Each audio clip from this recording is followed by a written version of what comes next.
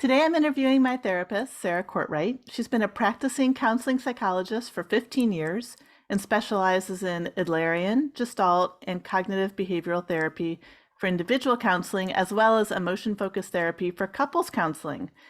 I have been so grateful to be the beneficiary of your incredible skills, Sarah, and I am excited to just bring this discussion to more people. Okay. Well, and I am so thankful to get to work with amazing clients like you. Sometimes my clients will say, "Oh, you're doing so much for me." And I'm like, "Nope, you are doing way more for me than I am for you." So thank you for always being a partner in like my professional growth as well as your personal growth. So yeah. Interesting. I find that with coaching too, like I learn so much just in the process. It's mutually beneficial, right? Right. I mean, best jobs in the world, right? Is where you get to be part of a helping professional because it only expands you as well. Mhm. Well, certainly the work that you're doing is in high demand right now. I think mental health, I don't think, I've been hearing mental health issues are on the rise, and I've heard you talk about your just overflowing practice. So I know Mhm. that you have felt the heightened demand. Um, and I think we could obviously take that concept a lot of places, but the place I would really love to dive deep with you is this concept of mental load. I know that when I was struggling during COVID, a friend of mine was talking to me about the mental load list that she and her partner made together. And she's like, my therapist taught me about this. You have to contact her. And that was how I met you initially. And then I've gone on to share this mental load list with clients and friends. And it's kind of it's one of these things that I share that just make people's eyes like um pop wide open and just kind of, it boggles the mind because often we don't see these things in a checklist format. Mhm. So I think people talk about mental loads in different ways. Tell me how you see the mental load and how you help people with that. Okay. So to me, the definition of mental load is truly like our cognitive effort that we have to put forth, like the effort that's involved in just the daily management of life. So obviously when we're in primary relationships, that can involve everything from, who connects us and who plans for us and who buys for us and who makes for us. But even on an individual level, it's like, okay, all the things that I have to do to just kind of get through each day. So it's really about responsibilities, but also our decisions. And that's the key. I think a lot of people will take tasks and they'll separate them into like the doing and not really understanding the planning or the decision making involved before the execution of the task. So to me, mental load kind of encompasses a little bit more than just your to-do list. It's also like, okay, I have to make the bed, but what are the 10 steps I have to do before I make the bed to get this going, to make this happen in our life, to, clean sheets all the way up to like, just the movement of my body. So to me, that's the definition of mental load. And I think that, you're correct in the concept of we have a greater awareness of the impact of mental health for certain. That's definitely exploded over the last 25 years. And my personal practice involves the idea that, we know our amygdala activation, our fight or flight system, our primitive response sort of to threat came from this idea of fighting over food, water, shelter, and clothing, that type of element.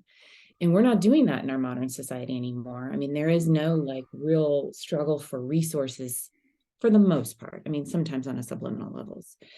But what's fascinating to me is like, okay, we've taken away some of these really intense elements of our personal human struggle from our previous generations and evolutionary past.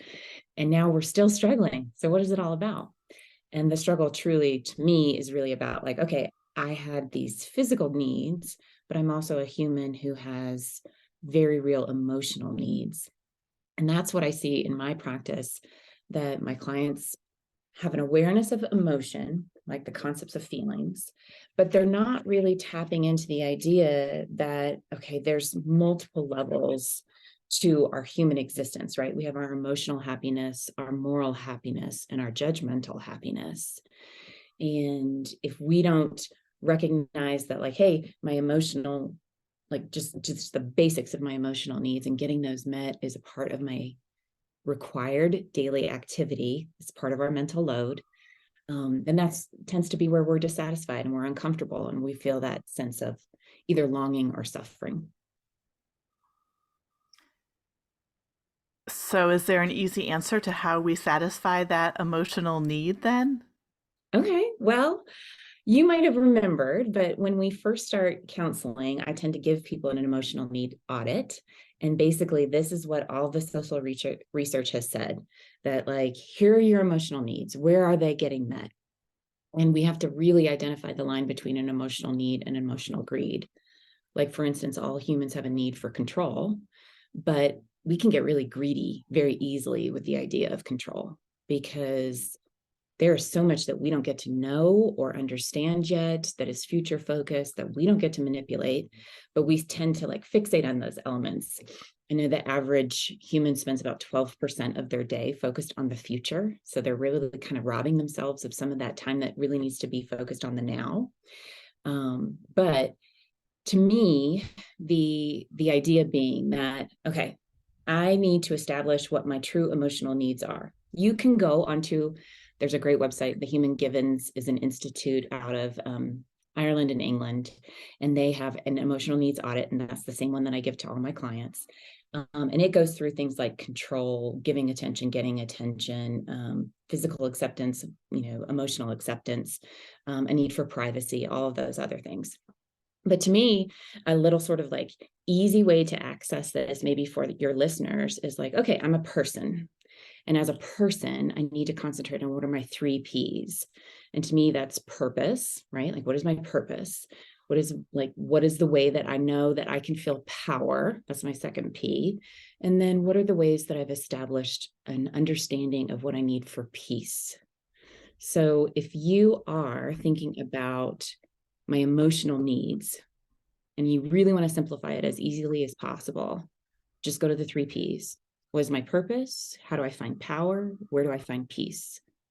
And that sometimes is an easy concept, but I can't tell you how many clients I work with that are like, I've never explored this idea in my life before. So purpose, power, and peace are a good starting point. So, can you help make the connection for me? If somebody really focuses on these 3 Ps and feels grounded in it, how does that relate to mental load? Okay, so a really good element of mental load is first to establish, what am I doing? What are all these things that I'm truly doing? And yes, the audit that I tend to give is sort of action oriented, but I encourage clients like, hey, think about the mental component to all of this as well. So, who plans vacations, right? That might be one element on your mental load sheet. But planning a vacation has so many components. And so we need to, identify the concepts too of like, okay, pleasing the people that I'm going on vacation with, doing the additional research involved. So there's lots of elements to mental load. But to me, if you're thinking about, does this align itself with my purpose, my power, and peace? Then that gives you a very good way to sort of look at mental load and say, what are the things I'm doing that I just need to stop?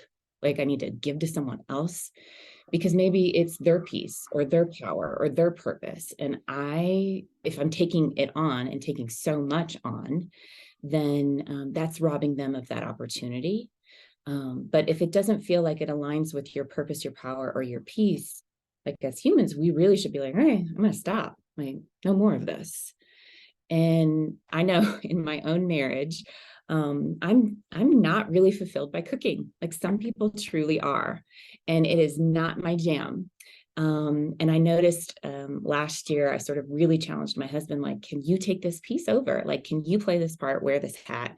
It is not fun for me. I don't enjoy it. I don't like the mental load components of it, like going to the grocery store, doing the meal planning, like all that felt really tedious for me.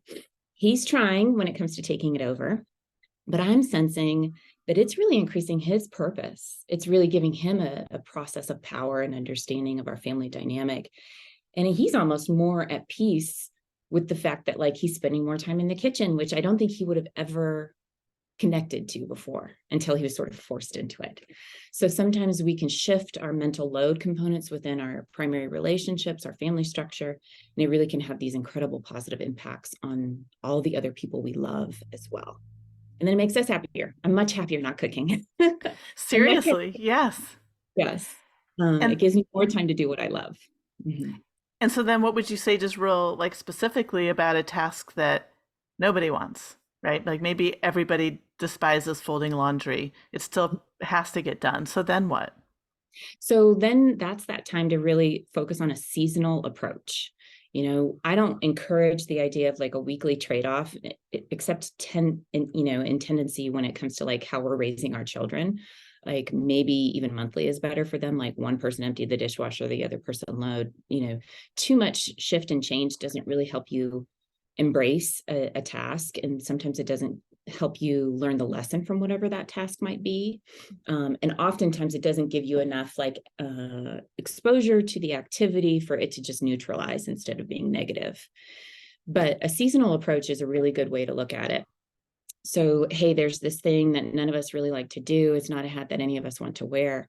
How can we sort of separate those things equally, right? Like maybe there's 10 items on our mental load or tasking sheet that nobody wants to pick up. But this is part of life. Sometimes we just have to. And then that's a really good time to look at outsourcing also. Like, is there a way that like, hey, this doesn't serve any of us? Is it necessary? Is there an outsourcing option? If not, then can we take a seasonal, I'll take this season, you take next season, we take the next season. The reason I also promote a seasonal approach is that most humans have a very different emotional energy dependent on the season. I'm a winter girl. So I'm like more likely to be like, hey, I'll take those yucky tasks on during the winter. They don't bother me. Versus my daughter is very much a summer kid.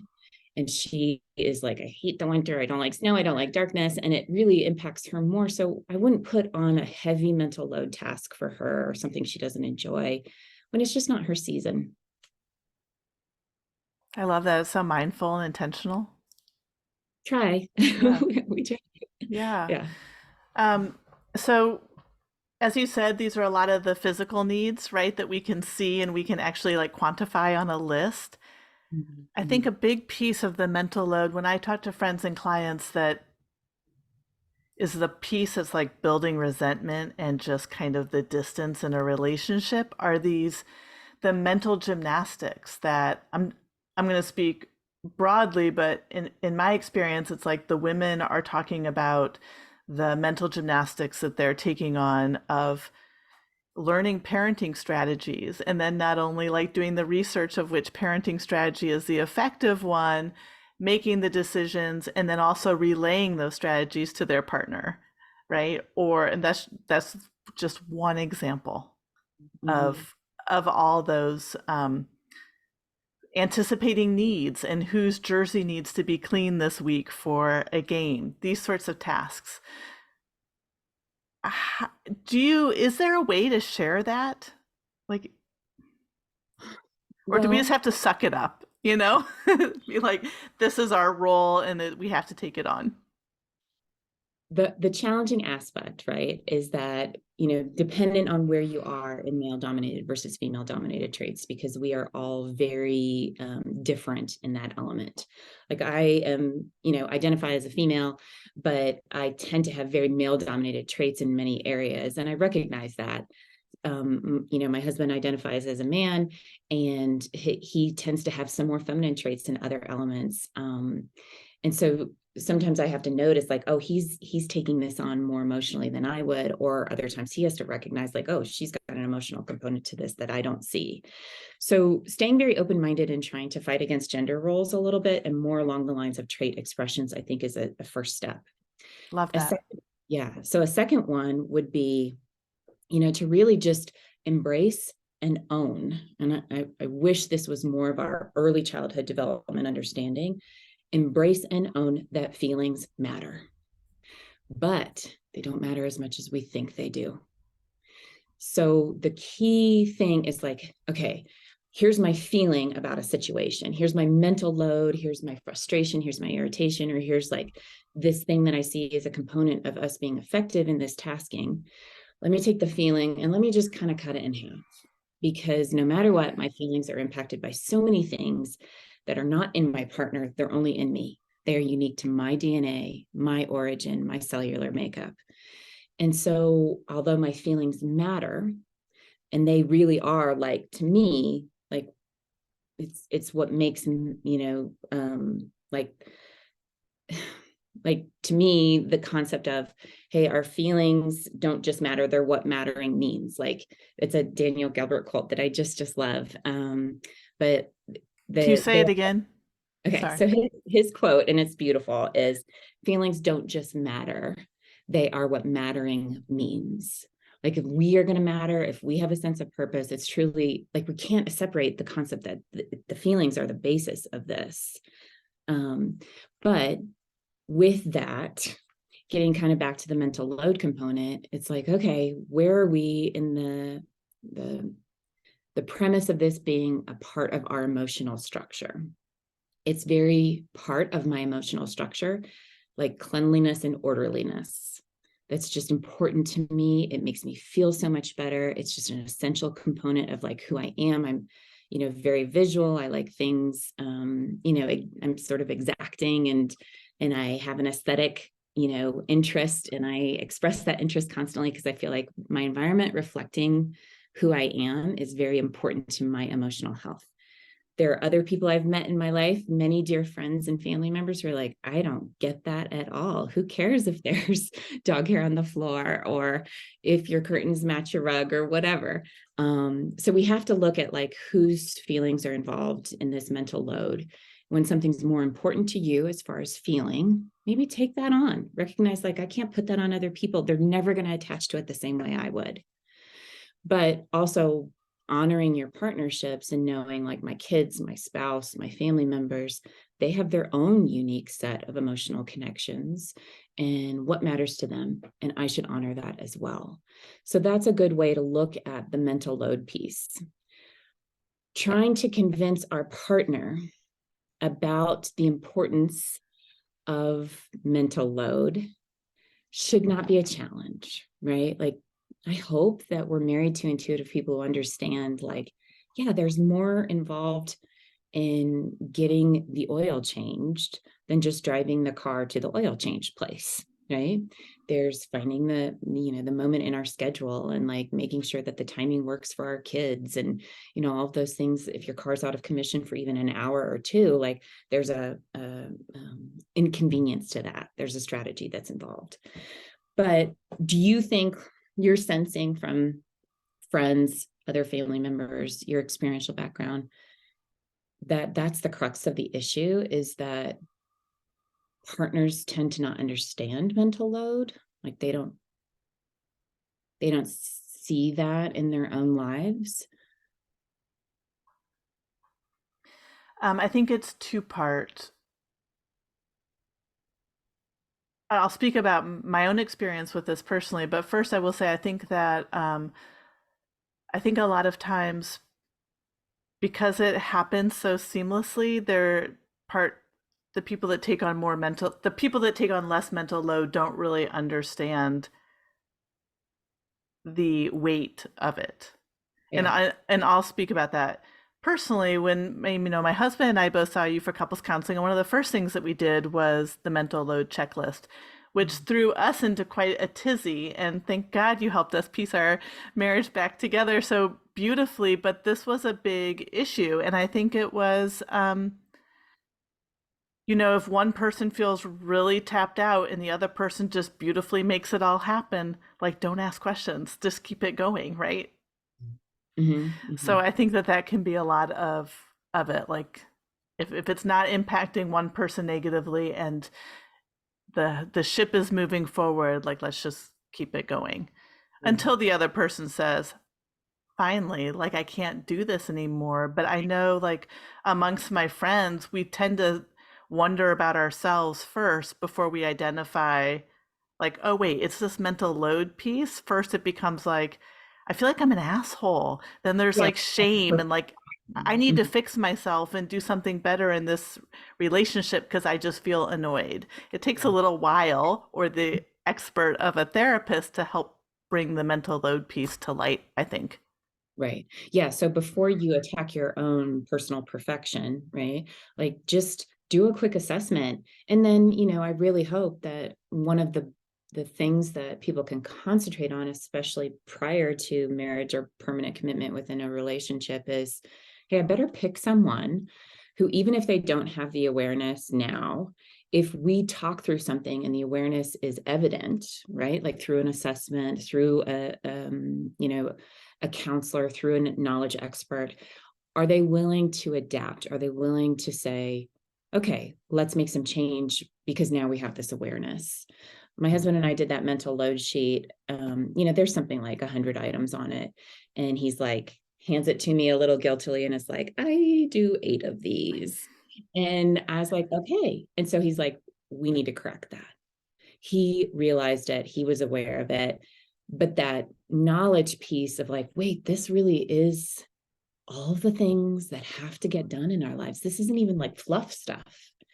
And I'm expecting my partner who works full time, is a primary parent to our kids, and is also an equal money earner to do all of this. And I do 8. That's, I'm, the beauty is I don't have to shame, like, there's no shaming involved. Like, he's like, that's not okay. That's not cool. But he's not good with that. So, certainly make sure you're picking a partner when there's an awareness piece of, hey, we can do better, that they're like, yeah, we should do better. Right? Yeah. And so, for people who are listening who have already picked their partners and are also feeling like, oh gosh, mental load, ours is off balance in our relationship, what's a great starting place? Slice off the easiest piece, right? So if there's such a disparity in the idea of awareness of mental load, the first question would be like, do you see why this matters to our marriage? And hopefully your partnership can be like, I can give you the emotional reason why this matters, right? Not just because like, oh, you're tired, but the emotional reason of why this matters. So hopefully the first element is empathy, right? Like, can we make sure this is an empathy building exercise? Um, the second is to identify maybe some negative cycles, right? So if a partner is immediately defensive about these concepts of mental load, is withdrawn about the concepts of mental load, is sort of appeasing you, even though there's not going to be a commitment to real change, then that's a source of like, okay, we have other work to do besides just balancing the mental load. But in the process of expressing like why these types of things matter, everyone has a personal reason. And for some people it might be, I saw one of my parents work their fingers to the bone while the other one sat in a recliner or on the couch, or was checked out in the bedroom. And so this reminds me of my family's marriage or my family of origin relationships, and that's real triggering, right?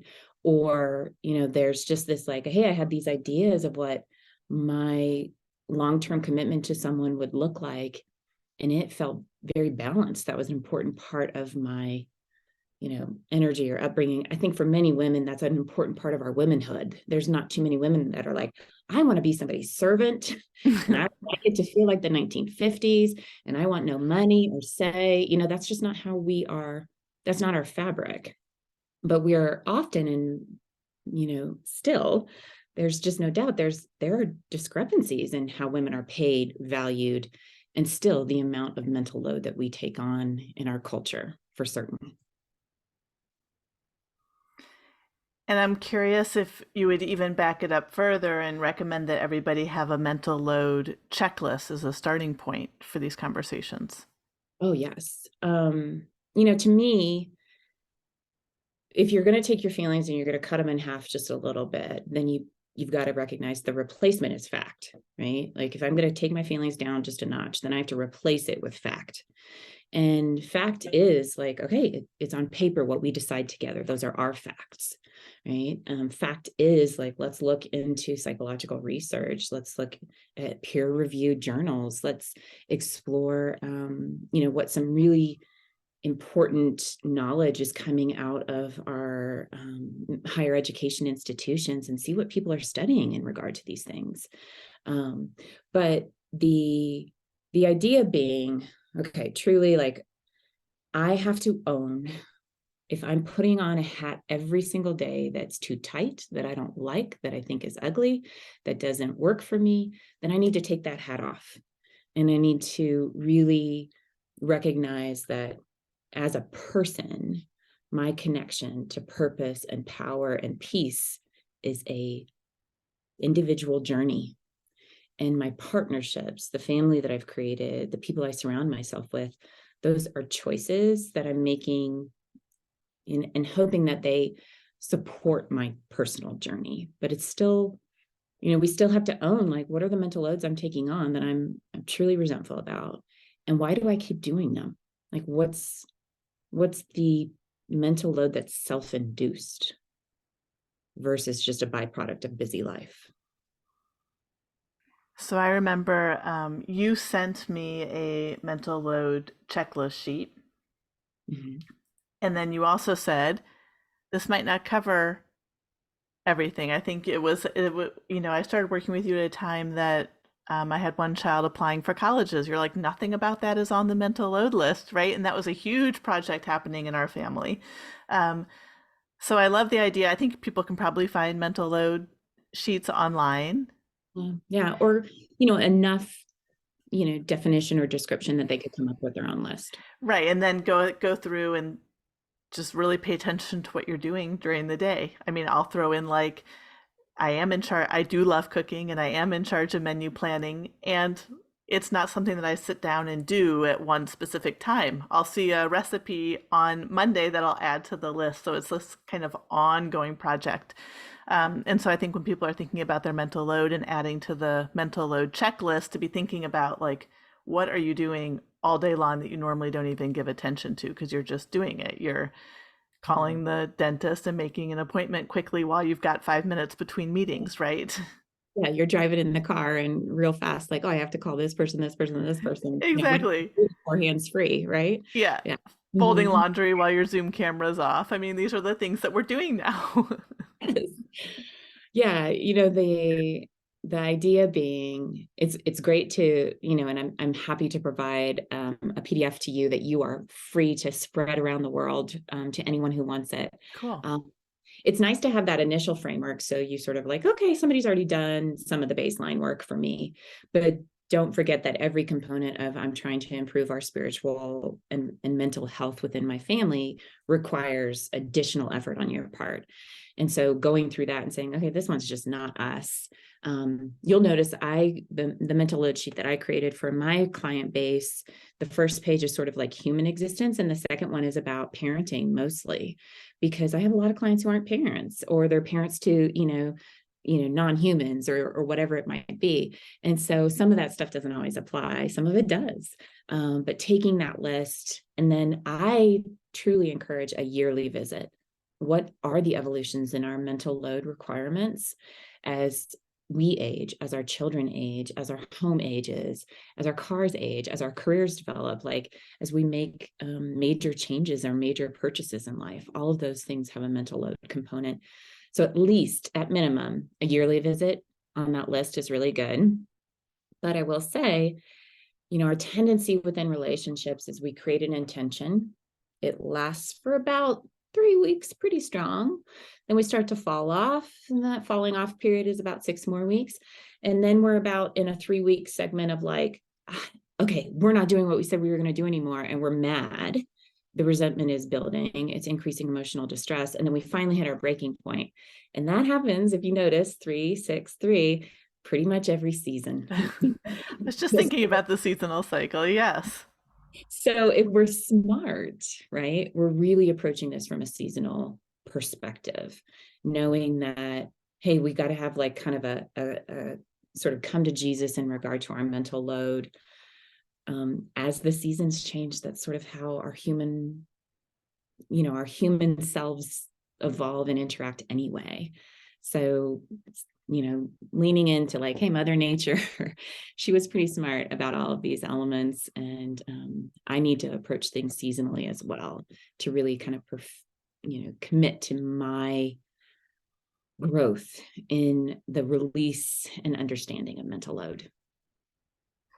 That was really helpful for me to just hear and for you to remind me about. I do have my mental load list sitting here, and it has been much longer than a season, but I'm also anticipating summertime happening, which completely changes my life.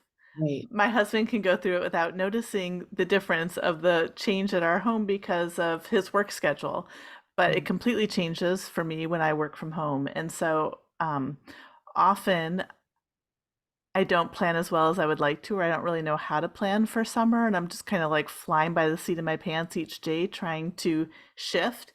Talk Mm. about mental gymnastics. But because of you mentioning this, I am going to give some good thought to it and work with Owen on finding a different rhythm and balance for the summer. That'll be really useful. And it's not just mine to figure out. So I'm glad that you reminded me of that.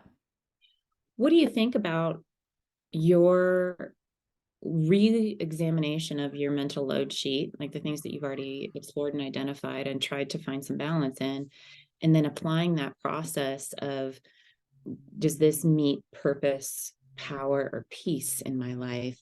And if it doesn't, like re-examining, like, why am I allowing this to suck up mental load? Like truly, it's taking cognitive, emotional effort. And if it's not truly about, okay, I can see a roundabout way that this is improving purpose, power, or peace, then maybe we really need to be like, no more. 100% it makes sense without going through the list and knowing exactly what that is. Except for I just saw vacuuming, and that might be that might be it. But um, there's not one thing that comes to mind because even like car maintenance, like it does provide me peace to know that I'm taking care of a really important asset in our family. So it's an interesting way to look at it, and maybe it does help neutralize some of that annoyance and resentment to understand why taking care of these things is so important. Yeah. Yeah. And you're hitting on an important component, which is the reduction of resentment. You know, a lot of times my clients, especially in couples counseling, their goal is reduction in conflict. And I'm like, oh no, you really need to think about the goal being that I accept that we will have conflict, and I embrace that this is an opportunity for us to increase our love for each other. But what I really need to reduce is that sense of resentment, because that we know is the relationship killer. If you are starting to be like, you that element of, I resent you because I'm unappreciated, I resent you because you take me for granted, I resent you because there's an imbalance in our relationship, that's where relationships really can falter. Well, so you just opened a big can of worms there. So without going too far astray, because we're going to wrap up here in a few minutes, do you think that the mental load component is a good starting place for working with resentment, or is there a better place for people who are listening and are resonating with this idea of resentment towards their partner? What is the best place to start? Well, certainly, the best place to start is your internal sense of validation, right? Like, what are you doing to cultivate like my judgmental, my emotional, and my moral happiness independently of my relationships? A good perspective is to just remember, hey, the people we choose to share our life with, it's still circumstantial, and our circumstances only affect about 10% of our total wellness. And obviously, when those things are off, it feels much heavier than 10%. But no matter what, your personal work is still the number one priority. A secondary component, though, is like, hey, if I'm going to reduce resentment, I need to, really sort of live in a way that honors feeling, but also doesn't over exaggerate what feelings truly are. I'm I know I'm kind of like roundabout, but what I would encourage is like, okay, if I'm trying to really tackle resentment, yes, the mental load is a beautiful place to start. But don't forget that, like, hey, where am I in my own expression of regular empathy for all humans? Where am I in that concept of like being okay with delayed gratification, tolerating negativity, making sacrifices? Because if you want to be connected with someone, 100%, you better be embracing those ideas. That one major aspect of our human interaction is I have to tolerate the negativity sometimes for the connection. We've talked before about percentages like 80-20 or 90-10, that there is just no doubt that if we're wanting la la land, then we are robbing ourselves of reality, that my growth will come from some of the stress of this relationship. My opportunities will expand because we've maneuvered through difficulties sometimes together. Not abuse, difficulty, stress, right? No tolerance for abuse ever. But the idea that, patience with human imperfection is necessary, and that I think in itself can reduce your mental load.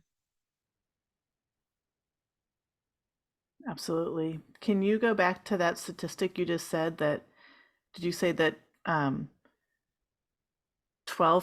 of our happiness is due to circumstance? Or say that piece again.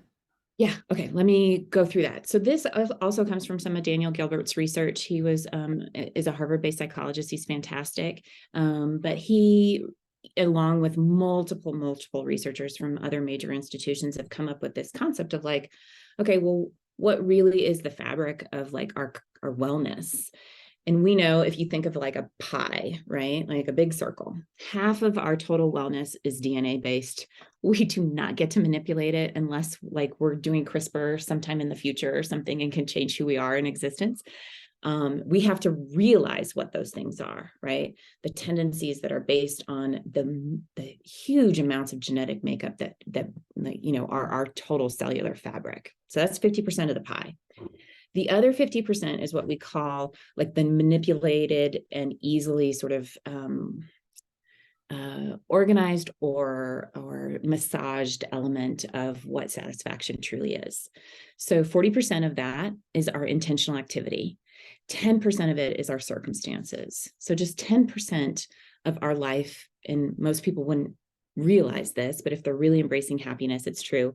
10% of our life is factored by where we live, how much money we make, who we marry, what kind of house we live in. Really, 40% of our total wellness is like, I get to massage all of this. I get to change all of this. So that's where things like movement, laughter, spiritual wellness, time with family members and friends, and truly service, random acts of kindness play a huge part. So definitely, mental load, evaluate it, but don't forget like your 40%, your intentional activity that creates a sense of wellness within yourself, that power, that purpose, that peace. Your eudaemonia, your human flourishing. Right, exactly. Yeah. Okay. Awesome. That's such a good place to wrap up. I want to ask you one question that I've been asking all my guests, and that is, do you have a morning routine? And if so, what is it? Yes. I am I absolutely believe the premise that our rituals equal our freedom. I am not the most disciplined person in the world, so I fall off my bandwagon and I get back on every season as much as possible. But my morning rituals involve a lot of that element of that 40%. So the first thing I do is I don't break fast typically until about 16 hours of fasting.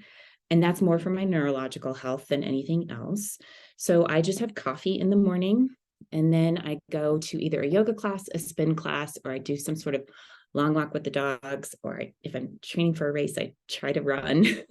So I really focus on the idea like, hey, if I'm going to set myself up for success, a best practice is movement in the morning. That's it.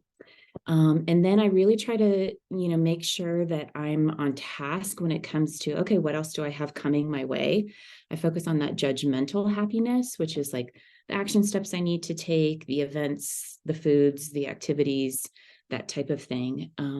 Typically, when I'm exercising, my post-exercise process, my post-movement process, will be some sort of nice element of self-care. So I call it my power hour every morning. Um, and for certain, I'm a big person on like spiritual ritualistic examination. I do a compassion meditation every single day. Sometimes I have to put it in at like when I'm stopped at a stoplight, but most of the time I try to find like a little bit of space, either in the car, at the gym, or on a yoga mat to do a compassion meditation. So that's kind of my morning rituals. I definitely tap in with the people I love. One thing I don't even know, like my kids always joke, but I'm always like, do you need me to do anything for you this morning? Because I'm a firm believer, like, if I'm going to be hoping that they serve the world, then I have to be a real world example of service for them. And it's not coddling in any way. My kids are very independent. My husband's very independent, but it's just a quick little reminder of that I'm here for you.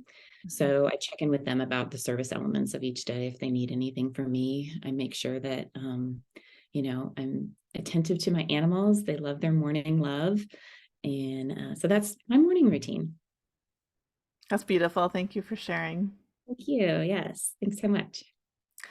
I know you have quite a full practice, but in case anybody's listening and they're like, "Oh, I just want to get on her wait list," do you have a wait list? I tend to, like right now, the way it works is that when I'm doing couples counseling, I tend to graduate my clients. And so usually seasonally, I always will have a few elements of opening. And sort of like you, Emily, like my schedule is all over the place. I try really hard not to take any new clients over the summer. And, the reason being is that it tends to be a very kid-centric time. My children, I have one who works and one who doesn't. And so there's a lot of one who drives and one who doesn't. There's a lot of back and forth with that. But certainly I can always take people on my wait list. And then I tend to like, hey, if you're on my wait list, I'm going to start sending you some information. If there's something cool I see or an interesting assessment that I've been sharing and working on with clients, usually if you're on my wait list, that means you still will get some emails from me and we'll have some touch base, but I would have room for a couple clients. So if they did want to get in touch with me, they can always email wellcentered@live.com, live.com, or they can hop on my, any of my social medias and send me a message. And I'll put all those links in the show notes. I think that there's also licensing issues, which you can speak to more clearly, but is it true that you can see people in North Carolina? I know you work virtually, Mhm. but you can see residents of North Carolina and residents of Wyoming. Is that what we're limited to? Well, yes and no. If Oh, I was billing through insurance, which I don't, and that's a whole nother episode, yeah. um, then that would require that I can only bill in states that I'm licensed in, right? Oh, Um, for liability purposes, I really choose not to take clients outside of the states that I'm licensed in. But for instance, I do a lot of transgender work. And since that's such a specialized realm, I will absolutely take on a client who is outside of my state of licensure, but they sign special paperwork indicating they understand there's a reduction in like their liability process. It tends to be more of a like I'm at that point would be designated as sort of like a health coach, a chosen profession for them. And certainly I can't bill through insurance or anything along those lines in those circumstances. really interesting. Thank you for clarifying. Great. I will let everybody know how to find you in the show notes and they can reach out to you. And I will also grab that mental load sheet from you and share that as well. Thank you so Yes. much for your time here today. Oh, thank you. And this was such a pleasure. So anytime you have other questions about the concepts of like psychology and wellness, I'd love to help you out.